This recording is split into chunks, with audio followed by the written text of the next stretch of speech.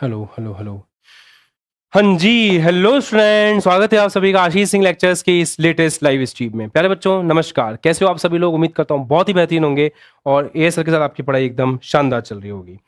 तो सभी प्यारे बच्चों का आज की इस कक्षा में हार्दिक अभिनंदन और स्वागत। एक बार जल्दी से बता दो ऑडियो वीडियो सब कुछ परफेक्ट है क्या, so that we can start today's wonderful सा सेशन। और आज हम लोग हमारा एक नया ब्रांड न्यू चैप्टर स्टार्ट करने जा रहे हैं जिसका नाम है रे ऑप्टिक्स। इस चैप्टर की कुछ लेक्चर्स फ्री रहेंगे यूट्यूब के ऊपर और बाकी लेक्चर्स आशीष सिंह लेक्चर्स प्रो एप्लीकेशन पे होंगे। तो जिन बच्चों को आइडिया नहीं है एप्लीकेशन का, आप Ashish Singh lectures pro application download कर सकते हैं और इन 3 नंबर पे कॉल करके अपने बैच की जानकारी प्राप्त कर सकते हैं कि आपके लिए कौन सा बैच सुटेबल रहेगा, आप किस बैच का पार्ट बन के एएस के साथ अपनी प्रिपरेशन बढ़िया से कर सकते हैं। वो आपको कॉलिंग नंबर के ऊपर कॉल करके पता चल जाएगा। एक बार आपको जरूर कॉल करना चाहिए क्योंकि यहाँ पर 100 आउट ऑफ 100 की तैयारी भी करवाई जाती है और यहाँ से बच्चे 100 आउट ऑफ 100 लेकर भी आते हैं, है ना। ये आशीष सिंह लेक्चर्स का IIT जी वाला चैनल है और ये 9-10 वाला चैनल है अपने छोटे भाई बहनों के लिए। और अगर आप जेईई नीट की प्रिपरेशन कर रहे हैं, यहाँ पे बहुत शानदार लेवल पे प्रिपरेशन होती है।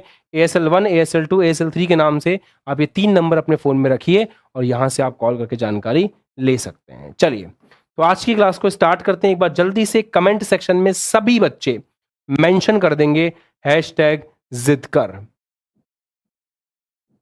तो #जिदकर इन द कमेंट सेक्शन। हम लोग पढ़ने जा रहे हैं प्रकाशिकी, ठीक है। #जिदकर सभी बच्चे कमेंट सेक्शन में लिखेंगे। अपने दोस्तों को शेयर कर दो फटाफट, सभी आ जाएं जल्दी से। हम लोग पढ़ने जा रहे हैं प्रकाशिकी। हेडिंग लगाएं प्रकाशिकी। प्रकाशिकी को अंग्रेजी भाषा में ऑप्टिक्स कहा जाता है। बड़ा इंटरेस्टिंग चैप्टर होता है, पढ़ने वाले बच्चों को बहुत मजा आता है इसमें। ऑप्टिक्स में प्रकाशिकी में हम बेसिकली करते क्या है उस पर आते हैं। प्रकाशिकी के अंदर हम प्रकाश का अध्ययन करते हैं। तो क्या होता है प्रकाशिकी? प्रकाशिकी प्रकाश के अध्ययन को कहते हैं। तो प्रकाशिकी के अंदर आप क्या करते हैं? प्रकाश का अध्ययन करते हैं।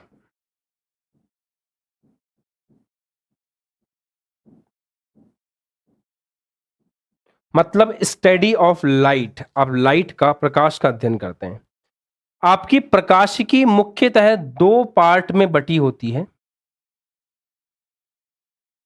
ऑप्टिक्स अर्थात प्रकाश के अध्ययन को हम 2 पार्ट में डिवाइड करके पढ़ते हैं। आपके चैप्टर भी 2 अलग अलग हैं।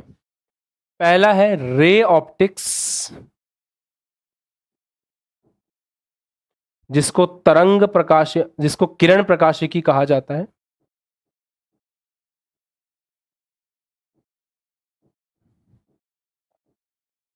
और दूसरा है वेव ऑप्टिक्स, जिसे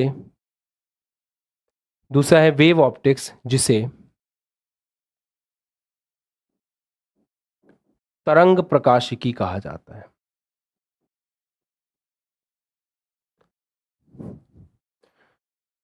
अब आप ये सोच रहे होंगे, इस चैप्टर को पढ़ने के लिए आपको किसी भी प्रीवियस चैप्टर की किसी भी प्रकार की कोई भी नॉलेज की कोई रिक्वायरमेंट नहीं है।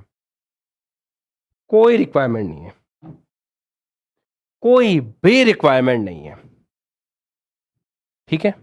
चलो सर, पीछे के चैप्टर कोई रिक्वायरमेंट नहीं, बिल्कुल नया है। और फर्स्ट चैप्टर का बहुत जल्दी वन शॉट अनाउंस होने जा रहा है। आज या कल में अनाउंस हो जाएगा कि वन शॉट कब होगा। ये सेकंड बुक का फर्स्ट चैप्टर है।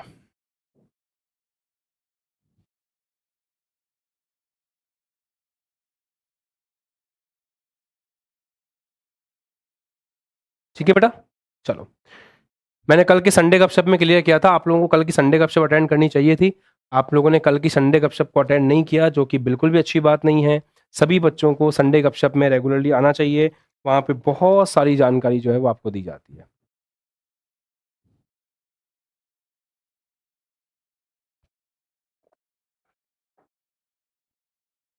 चलो पढ़े, आगे बढ़े। ध्यान से सुनना समझना, यहां से आगे की कहानी बड़ी इंटरेस्टिंग है। किरण प्रकाशिकी के अंदर देखो, आपको पता है, आप केमिस्ट्री जब पढ़ते थे 11वीं क्लास में, तो आपको पढ़ाया गया था एक चीज। क्या पढ़ाया गया था?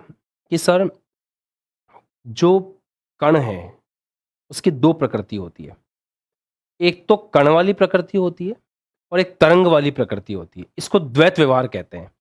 ऐसे ही प्रकाश भी जो है ना बेटा, आपका भी तो ड्यूल नेचर है। आप अपने दोस्त के सामने सामने अलग तरीके से बर्ताव करते हो और अपने पेरेंट्स के सामने अलग तरीके से बर्ताव करते हो। आपका भी तो ड्यूल नेचर है, आपका भी तो दोहरा चरित्र होता है। हाँ सर, होता तो है। बिल्कुल वैसे ही जब आपके प्रकाश को, जब प्रकाश का अध्ययन कण मान करके किया जाता है, कण मानकर किया जाता है, तो हम उसे किरण प्रकाशिकी कहते हैं। तो किरण प्रकाशिकी में आप ये पाओगे, किरण प्रकाशिकी में आप ये देखोगे कि प्रकाश का जो अध्ययन है वो उसे कण मान करके किया जाता है। और जब प्रकाश का अध्ययन तरंग मान करके किया जाता है, जब प्रकाश का अध्ययन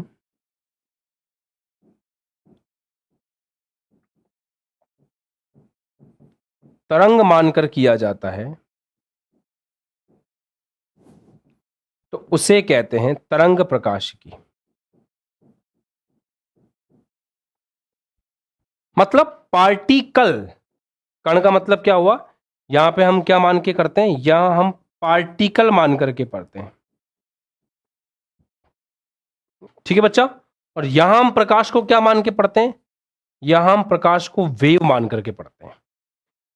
जब आप प्रकाश को कण मान करके पढ़ोगे तो वो पूरा का पूरा चैप्टर किरण प्रकाशिकी होगा, और जब आप प्रकाश को तरंग मान करके पढ़ोगे तो पूरा का पूरा चैप्टर तरंग प्रकाशिकी होगा।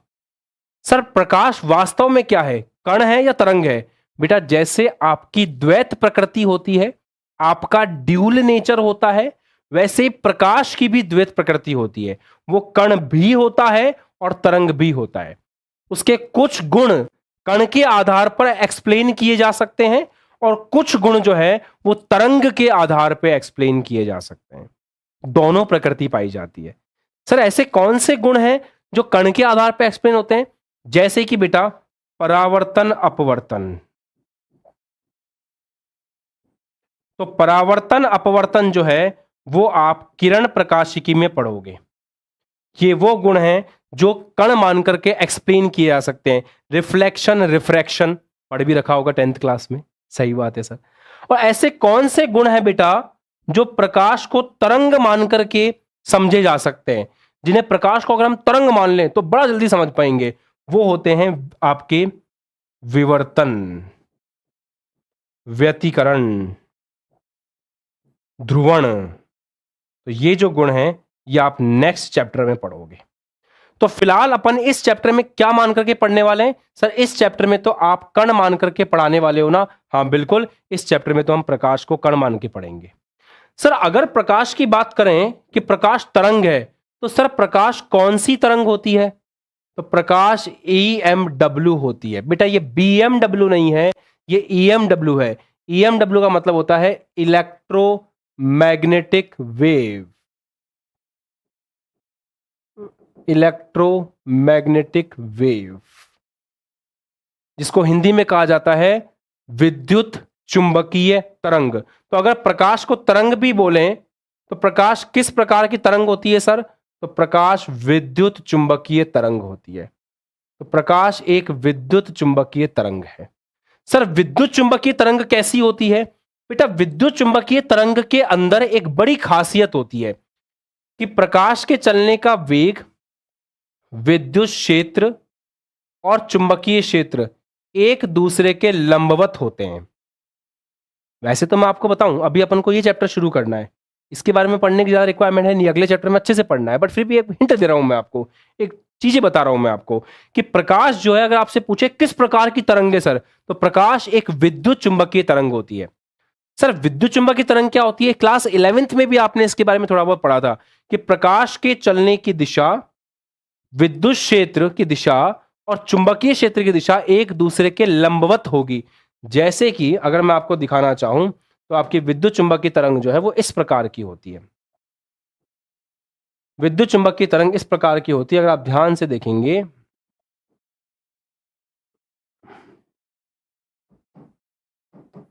तो ये देखो, इसमें आप देख पा रहे होंगे कि प्रकाश के चलने की दिशा, इलेक्ट्रोमैग्नेटिक वेव इस तरफ जा रही है, इसके लंबवत है आपका विद्युत क्षेत्र का कंपन, और उसके लंबवत है आपका चुंबकीय क्षेत्र का कंपन। तो प्रकाश के चलने की दिशा, विद्युत क्षेत्र, चुंबकीय क्षेत्र जब इस प्रकार एक दूसरे के लंबवत होते हैं तो इसे कहा जाता है आपका electromagnetic wave. This is called as electromagnetic wave. ठीक है, चलो अब ठीक है, ये कहानी जो भी थी अच्छी थी। अब हम चलते हैं अपने किरण प्रकाशिकी कंसेप्ट की तरफ। किरण प्रकाशिकी में क्या बात आती है वो ध्यान से समझो। अब किरण प्रकाशिकी को लेकर के आगे बढ़ते हैं। किरण प्रकाशिकी में हम ऐसा कहते हैं कि प्रकाश जो है वो कणों का एक पुंज है। क्या है प्रकाश? प्रकाश कणों का एक पुंज है। प्रकाश क्या है? प्रकाश कणों का एक पुंज है। इसमें अपन एक खास बात और बोलते हैं कि प्रकाश सीधी रेखा में गमन करता है।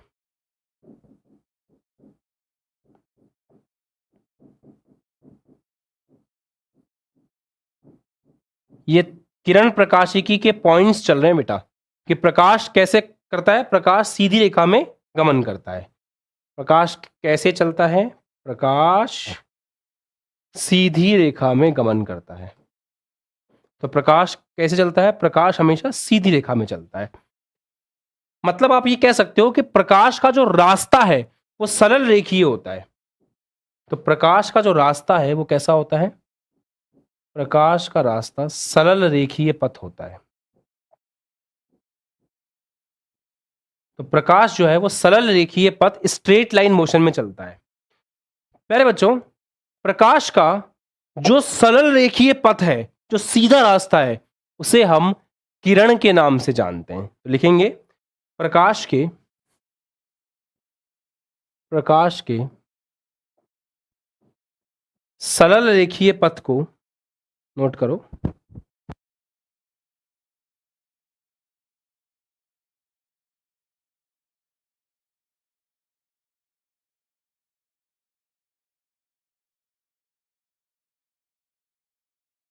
प्रकाश के सरल रेखीय पथ को किरण कहते हैं। किरण मतलब रे कहते हैं। तो प्रकाश के सरल रेखीय पथ को किरण कहते हैं। तो प्रकाश एक कण के रूप में है और प्रकाश बिल्कुल सीधा जाता है। तो प्रकाश का जो सरल रेखीय पथ है, पूरे चैप्टर में अपन प्रकाश के सरल रेखीय पथ को ऐसे दिखाएंगे और इसको क्या कहा जाएगा? रे कहा जाएगा, किरण कहा जाएगा। और अगर काफी सारी किरणें एक साथ आ जाएं, जैसे बहुत सारी किरणें एक साथ आ जाएं ऐसे, तो किरणों के समूह को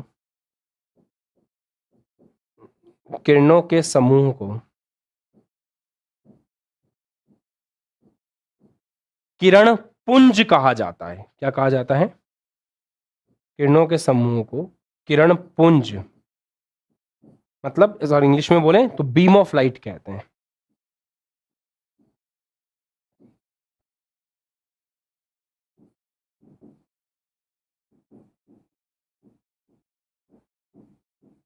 या सिंपल बीम भी कह सकते हैं, तो इसको बीम ऑफ रे कहते हैं। बीम ऑफ लाइट या बीम ऑफ रेज, है ना, इसको किरण पुंज कहते हैं।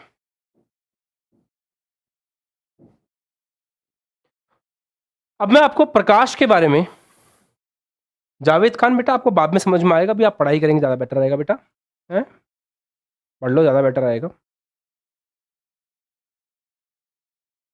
पढ़ाई पे ध्यान दें सभी।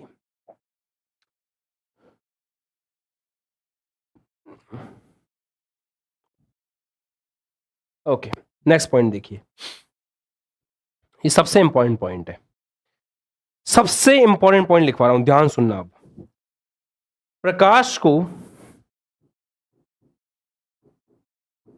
गमन करने के लिए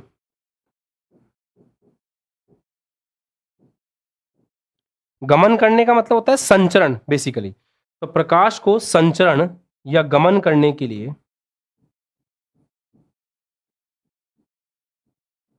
माध्यम की आवश्यकता नहीं होती। माध्यम की आवश्यकता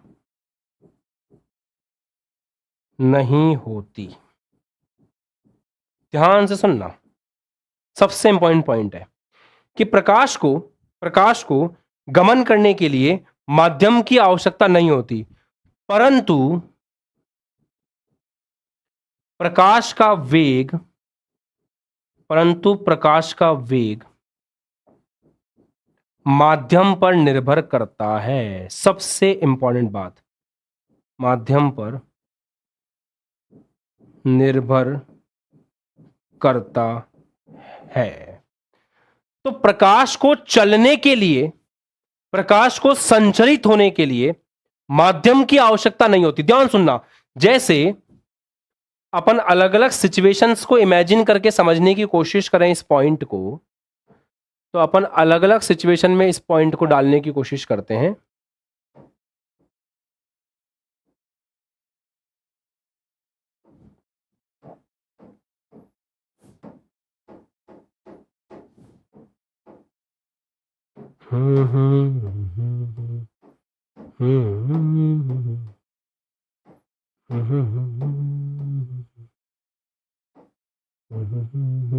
चलो, अगर प्रकाश के पास चलने के लिए माध्यम है सॉलिड,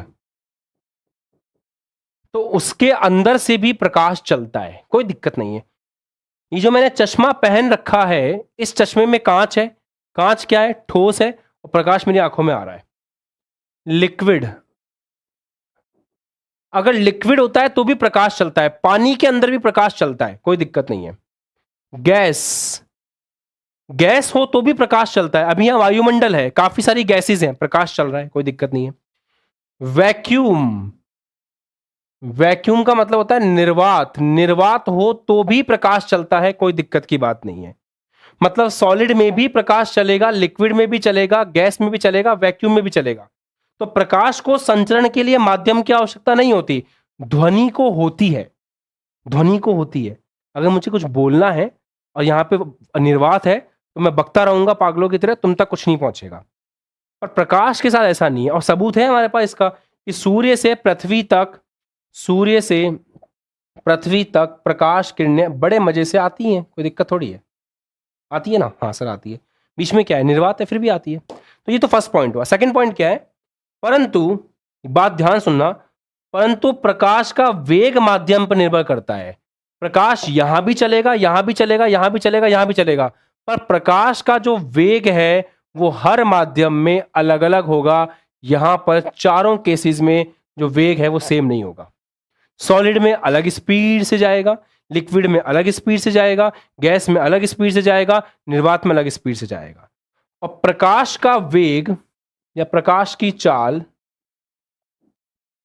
सबसे इंपॉर्टेंट पॉइंट, निर्वात में सर्वाधिक होती है। निर्वात में सर्वाधिक होती है।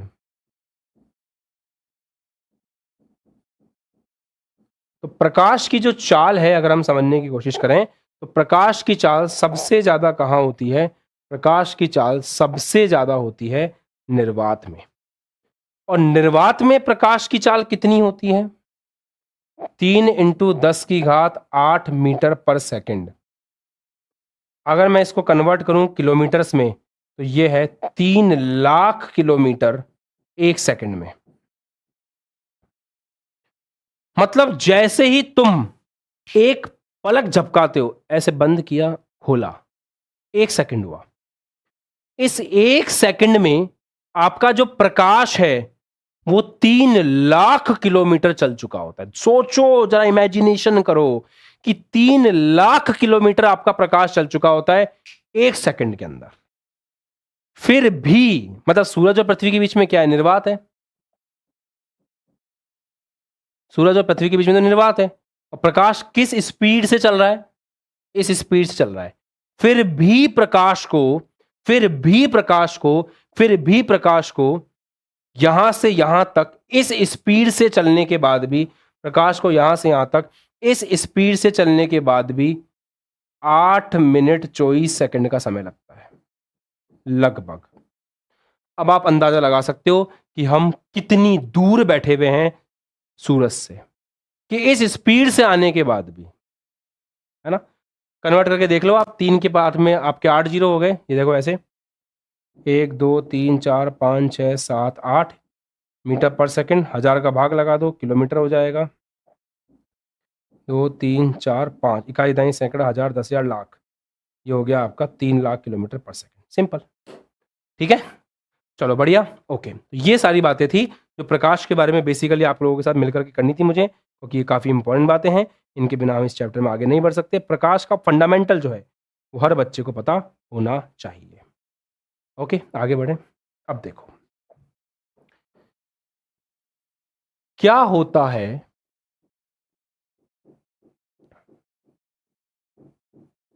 जब प्रकाश एक माध्यम से दूसरे माध्यम में प्रवेश करता है।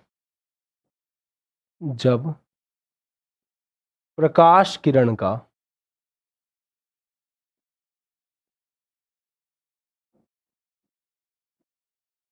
माध्यम, क्या होता है जब प्रकाश किरण का माध्यम, क्या होता है जब प्रकाश किरण का माध्यम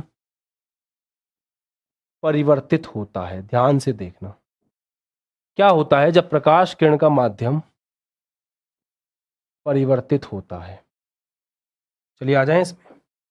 तो क्या होता है जब प्रकाश किरण का माध्यम परिवर्तित होता है? Let's have a look.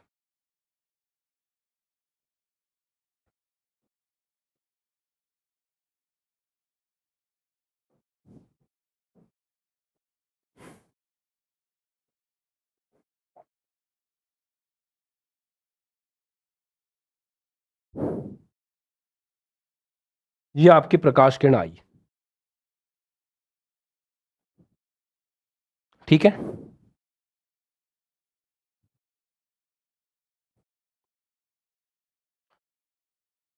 ये बाहर जो है एक माध्यम है, माध्यम 1,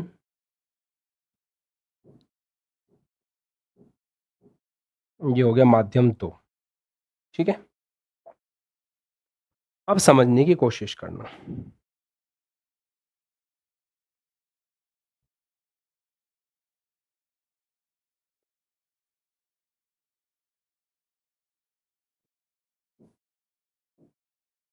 और ये वो पृष्ठ है जो इसको और इसको अलग कर रहा है, तो इसे कहा जाता है पृथककारी पृष्ठ।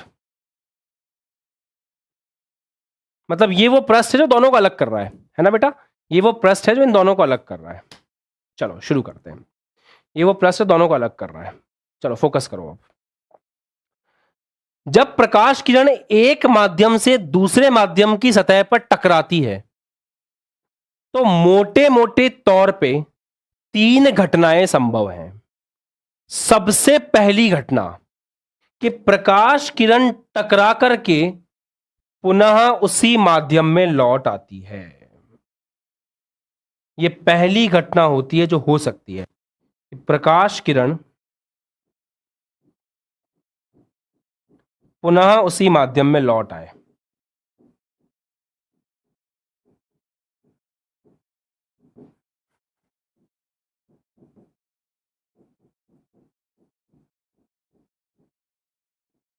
ये पहली घटना है जो संभव है, हम संभावनाओं की बात कर रहे हैं। दूसरा क्या हो सकता है? ये फर्स्ट घटना हो गई, ये पहला केस है, ऐसा हो सकता है। या फिर क्या हो सकता है प्यारे बच्चों? या फिर ये हो सकता है कि प्रकाश किरण दूसरे माध्यम में प्रवेश करे। दूसरी चीज ये पॉसिबल है कि प्रकाश किरण जो है वो दूसरे माध्यम में प्रवेश करे। एक बात सही है कि प्रकाश का वेग हर माध्यम में अलग अलग होता है ना, तो जब प्रकाश दूसरे माध्यम में प्रवेश करेगा तो वेग अलग अलग हो जाएगा, तो रास्ता भटक जाएगा, तो जिस रास्ते से आई थी उस पर नहीं जाएगी। तो दूसरा ऑप्शन है कि प्रकाश दूसरे माध्यम में प्रवेश करता है,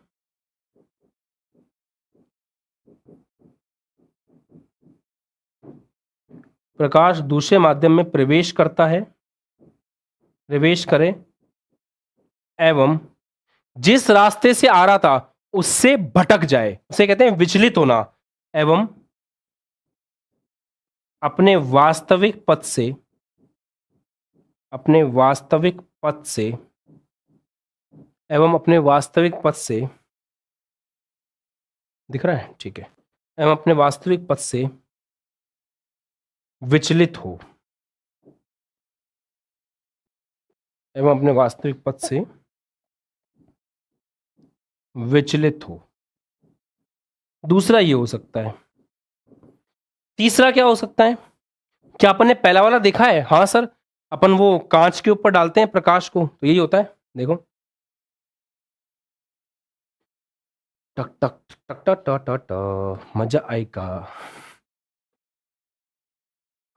मजा तो बहुत आएगा बेटा।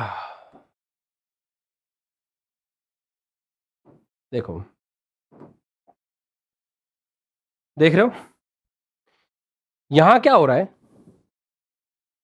यहां ये हो रहा है कि जब अपन प्रकाश को भेज रहे हैं तो प्रकाश जा रहा है और टकरा के वापस आ रहा है, प्रकाश जा रहा है और टकरा के वापस आ रहा है।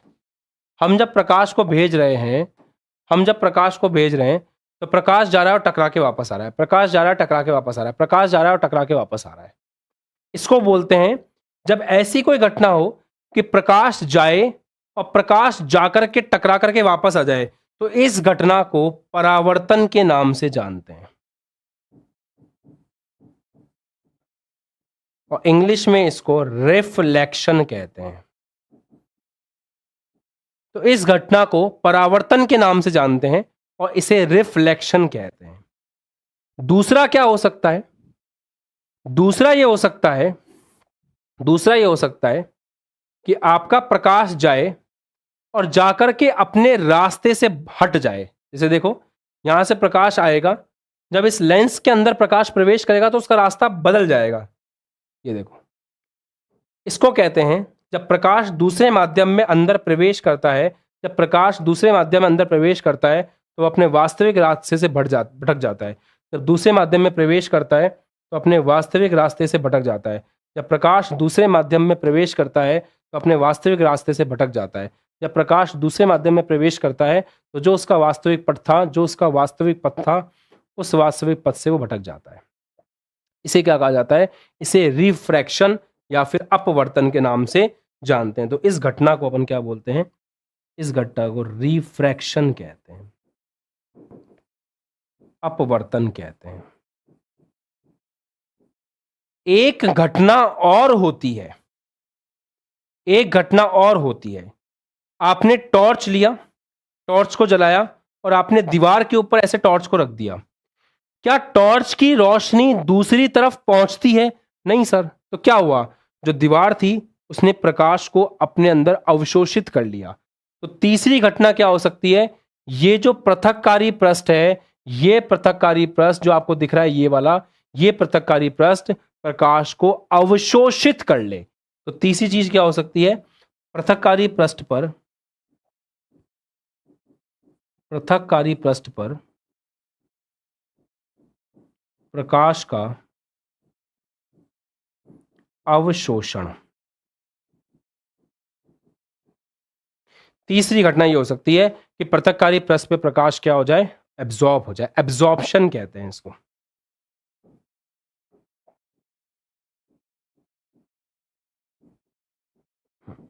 एब्जॉर्प्शन,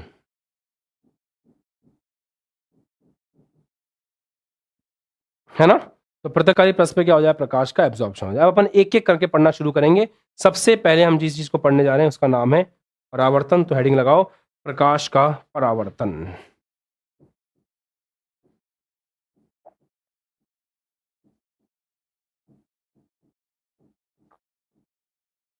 अब हम लोग पढ़ने जा रहे हैं प्रकाश का परावर्तन,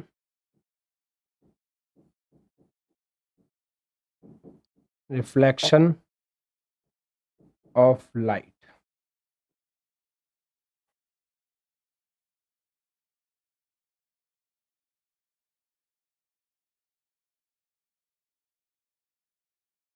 चलें आगे।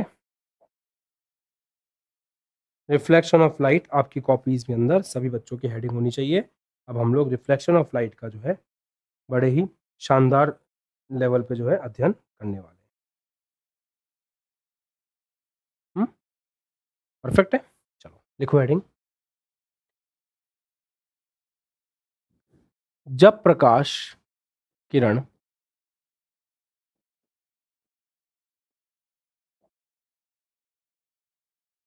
एक माध्यम से दूसरे माध्यम में प्रवेश करती है, जब प्रकाश किरण एक माध्यम से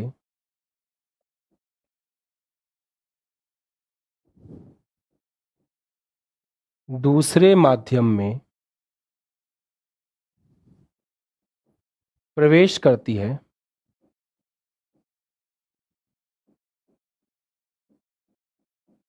तथा पुनः उसी माध्यम में लौट आती है, तथा पुनः उसी माध्यम में पुनः उसी माध्यम में लौट आती है, पुनः उसी माध्यम में लौट आती है, तो इस परिघटना को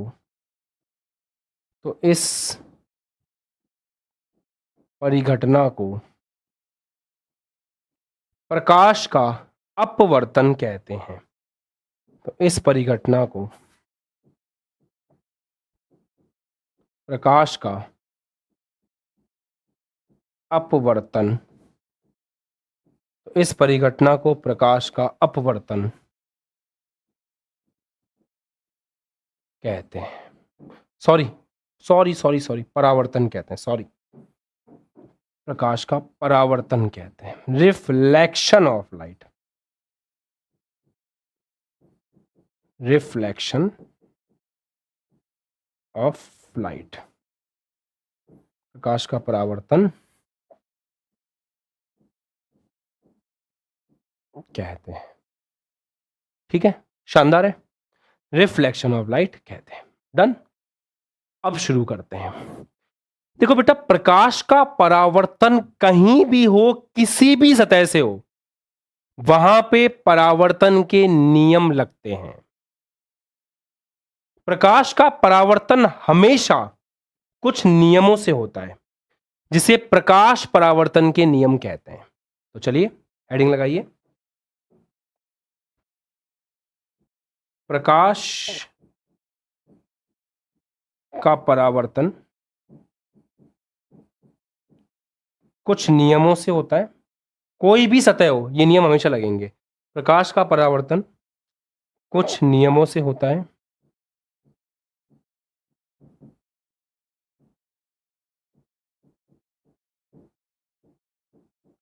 जिन्हें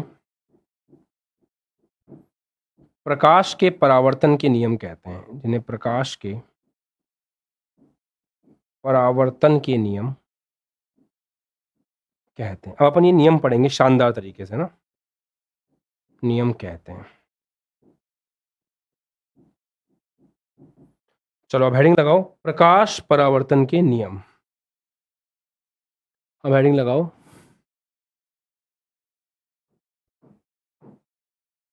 प्रकाश परावर्तन के नियम। प्रकाश परावर्तन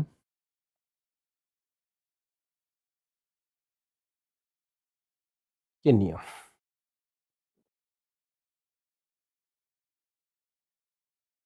चलिए शुरू करें। Law of reflection of light. Sir इसमें किरणें कैसे प्रवेश कर सकती हैं, वो मैं सब समझाऊंगा बेटा, परेशान मत हो। अपन सब डिस्कस करेंगे। हेडिंग लगा लो पहले, हेडिंग लगाओ पहले फटाफट।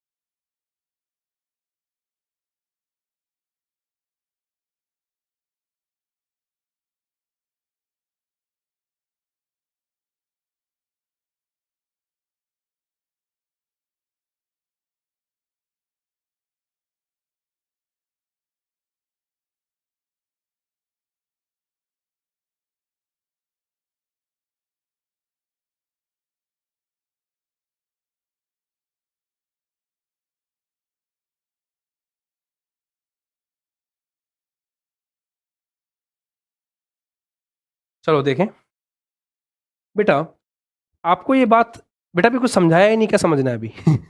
अभी तो कुछ समझाया नहीं है। उत्सव, उत्सव अभी क्या समझाया मैंने? अभी तो बस डेफिनेशन बताइए कि प्रकाश टकरा के वापस आ जाए। देखो, प्रकाश टकरा के वापस आ जाए, प्रकाश टकरा के वापस आ जाए, इसे परावर्तन कहते हैं।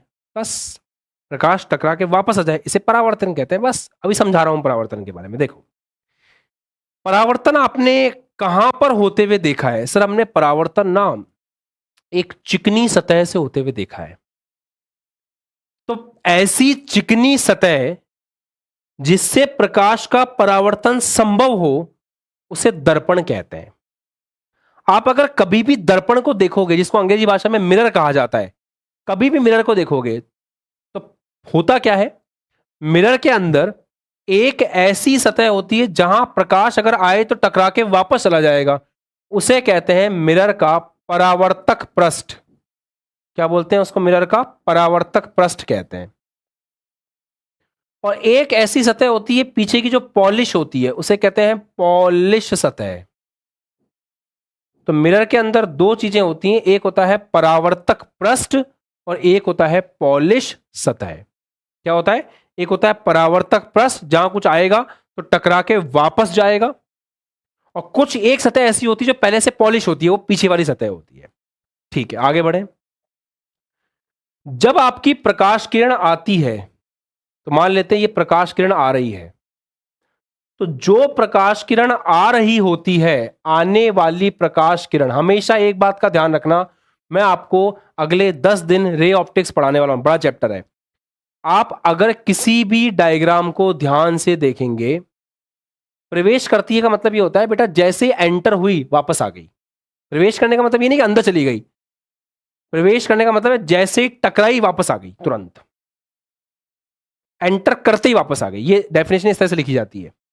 चलो, तो हमेशा जब भी डायग्राम बनाओगे इस पूरे चैप्टर में, एरो आपको हमेशा बनाना है। अगर आप एरो बनाना भूल गए, गए काम से, फिर भूल जाना कि चीजें सही डायरेक्शन में होंगी नहीं होंगी। अगर आप एरर गलत एरो बना के नहीं आओगे, मार्क्स कट जाएंगे, कोई नंबर नहीं देने वाला आपको। You must place the arrow. कहां से आ रही है प्रकाश किरण? तो जो प्रकाश किरण आ रही है, इसे कहा जाता है आपतित किरण। तो आने वाली प्रकाश किरण को आपतित किरण कहते हैं, इंसिडेंट रे कहते हैं। तो ये आपकी इंसिडेंट रे है, राइट? जिस पॉइंट पर आ रही है, ये वाला पॉइंट, जिस पॉइंट पर प्रकाश किरण आती है उसे आपतन बिंदु कहते हैं, है ना? नाम दे दूं क्या? ये हो गया पी क्यू। तो ये जो आपतित किरण है, ये कौन सी हो गई? पी क्यू हो गई। जो बिंदु क्यू है, जिस बिंदु पर प्रकाश किरण आ रही है, उसे आपतन बिंदु कहते हैं। क्या कहते हैं?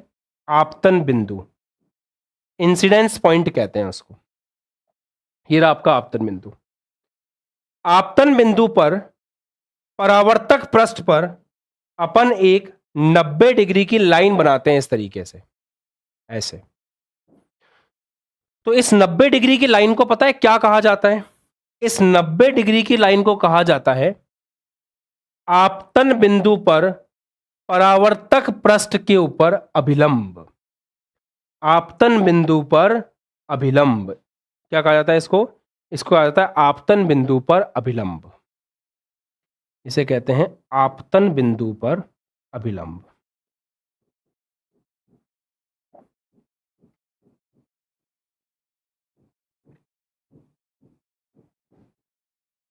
अभिलंब को सिंपल भाषा में नॉर्मल भी कह देते हैं ना, तो आपको इंग्लिश में नॉर्मल लिखा हुआ मिलेगा।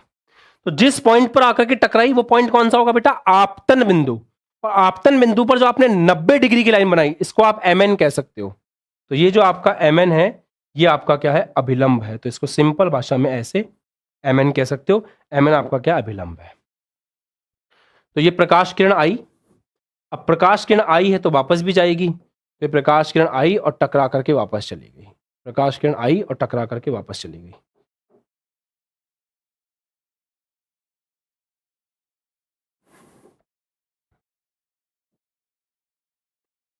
तो जो किरण टकरा करके वापस गई उसे परावर्तित किरण कहते हैं,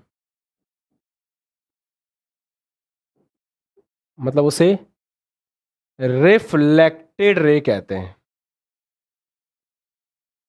जो किरण आई वो आपतित किरण सिंपल, और जो किरण टकरा करके चली गई उसे अपन क्या बोलेंगे, परावर्तित किरण बोलेंगे। ऑब्वियस सी बात है।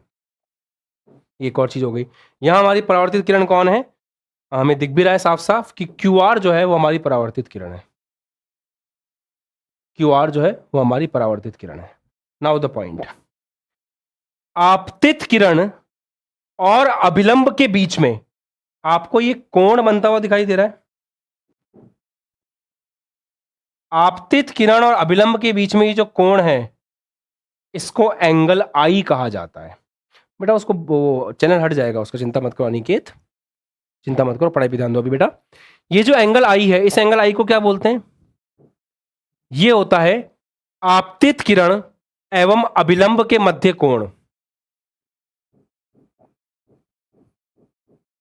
आपतित किरण एवं अभिलंब के मध्य कोण।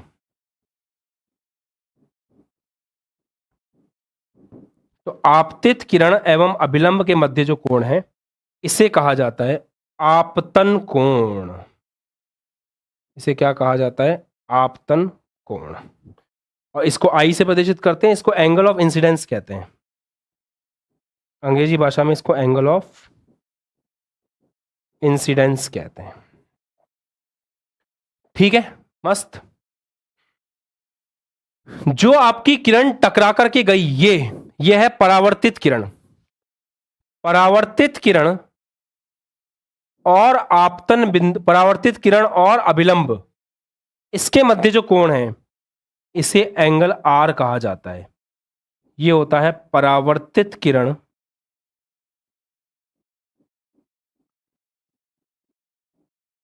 एवं अभिलंब के मध्य कोण। इसे कहते हैं एंगल ऑफ रिफ्लेक्शन। इसको कहते हैं एंगल ऑफ रिफ्लेक्शन। क्या बोलते हैं इसको, एंगल ऑफ रिफ्लेक्शन। अब सबसे मजे की बात सुनो, ये तो आपने समझा कि एंगल ऑफ रिफ्लेक्शन क्या है, एंगल ऑफ इंसिडेंस क्या है, परावर्तित किरण क्या होती है, अभिलंब क्या होता है, बेसिक बेसिक मोटी मोटी बात समझ ली। अब अपन आते हैं कि प्रकाश परावर्तन के नियम क्या हैं। सुनो अब ध्यान से। प्रकाश परावर्तन का पहला नियम है कि आपतन कोण तथा परावर्तन कोण, आपतन कोण तथा परावर्तन कोण बराबर होते हैं, मतलब एक समान होते हैं।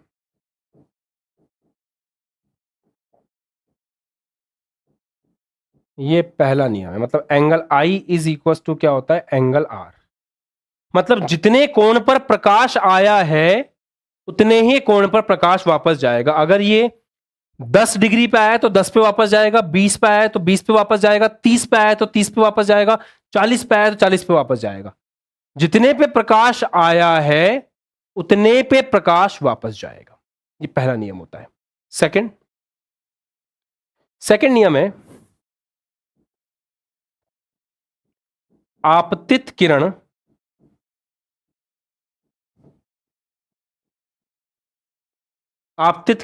मतलब जैसे अपने केस में PQ है, आपतन बिंदु पर अभिलंब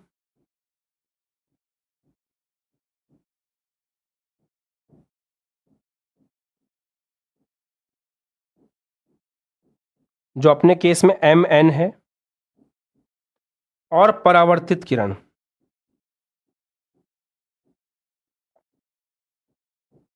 जो अपने केस में QR है। ये तीनों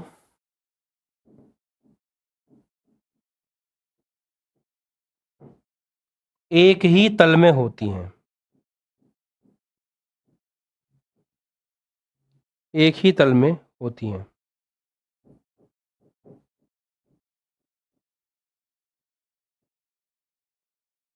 है ना, कि आपतित किरण PQ, आपतन बिंदु पर अभिलंब MN और परावर्तित किरण, ये तीनों एक ही तल में होते हैं। इसका मतलब समझते हैं, ध्यान से देखना।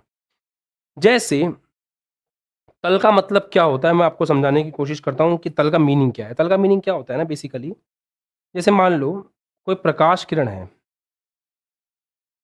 जैसे मान लो कोई प्रकाश किरण है, ये प्रकाश किरण ऐसे जा रही है, आपसे कोई पूछे इसका तल क्या है, तो ये इस प्रकाश किरण का तल होगा ये।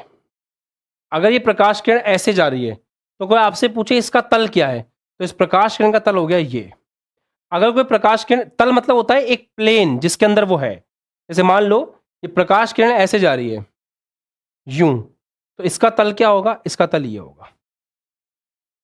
समझ गए? तो यहां पर आपके लिए कौन सा नियम दिया गया है, आपके लिए कौन सा नियम दिया गया है, आपके लिए कौन सा नियम दिया गया है, आपके लिए नियम दिया गया है कि जो आपकी आपतित किरण है, मतलब ये वाली किरण, इसका तल क्या है, स्मार्ट बोर्ड। ये कौन सी किरण, ये कौन सा लाइन है, ये है आपतन बिंदु पर अभिलंब, इसका तल क्या है, स्मार्ट बोर्ड। ये जो किरण जा रही है ये कौन सी है, परावर्तित किरण, इसका तल क्या है, स्मार्ट बोर्ड। तो तीनों का तल एक ही होगा।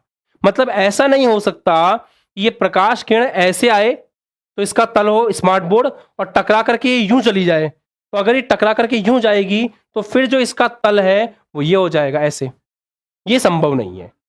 तो दूसरा नियम जो है वो ये कहता है कि जो आपकी ये तीनों चीजें हैं जो बताई गई थी वो कौन कौन सी थी। सबसे पहली बात कि आपका आपतित किरण जो आ रही है, आपतन बिंदु पर अभिलंब और परावर्तित किरण, ये तीनों 100% एक ही तल में होंगी, इनका तल अलग अलग नहीं हो सकता।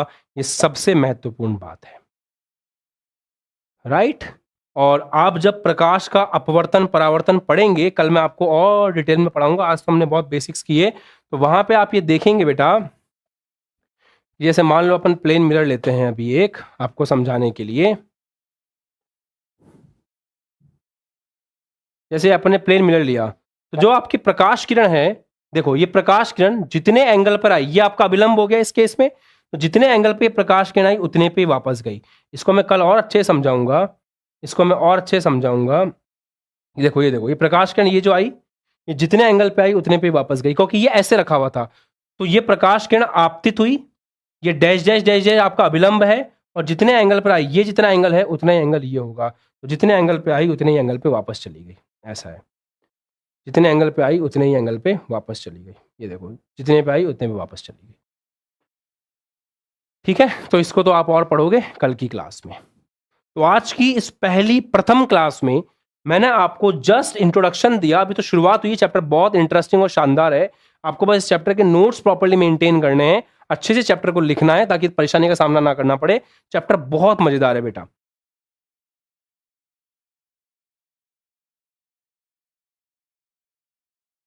ठीक है, डन है। और आप अगर ऐसा चाहें तो आप ये भी लिख सकते हैं इस डेफिनेशन में कि जब प्रकाश किरण एक माध्यम से दूसरे माध्यम में प्रवेश करती है तथा टकराकर, इसको और थोड़ा ठीक करना चाहो, मतलब आपको लग रहा है कि सर अजीब लग रहा है, तथा टकराकर पुनः उसी माध्यम में लौट आती है, तो इस घटना को अपन क्या बोलते हैं, परावर्तन कहते हैं। बढ़िया। तो ये पहली क्लास है। सबसे पहले तो जितने बच्चे उपस्थित हो उतने लाइक नहीं है, तो जल्दी से जितने बच्चे उपस्थित हो फटाफट से लाइक कर दो, पहला काम तो ये कर दो। दूसरा, आज पहली क्लास है तो फर्स्ट क्लास में ये कमेंट जरूर होना चाहिए कि क्लास कैसी लगी। भाई पहली क्लास है तो कमेंट तो बनता है, तो फर्स्ट क्लास में सभी बच्चे ये कमेंट करेंगे कि क्लास कैसी लगी।